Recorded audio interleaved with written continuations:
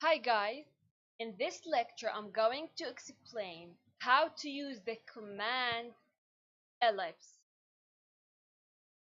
This is the ellipse command, and as you can see there is like 1, 2, 3 choices or different kind of drawing of the ellipse.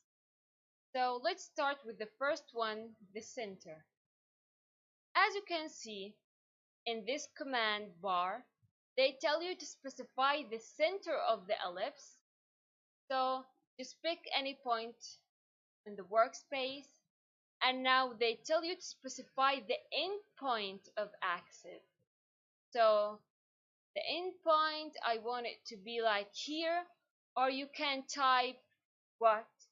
You can type the number that you want from the circle, from the center to the end point of axis. So let's, for example, put it 25, enter.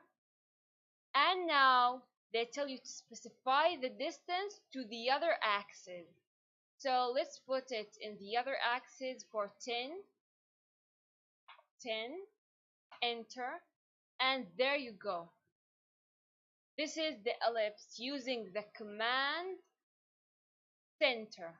So you go and pick your center, pick the other side, or pick the end point of axis and the other end point of the other axis. Let's go to the other one, the axis end. So when you choose this command, they tell you to specify the axis end point of ellipse.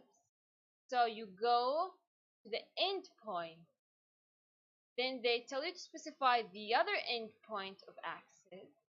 So let's set it for like what was 20, let's set for 40, enter. And now let's set it for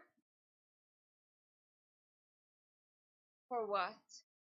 For like 8, and there you go.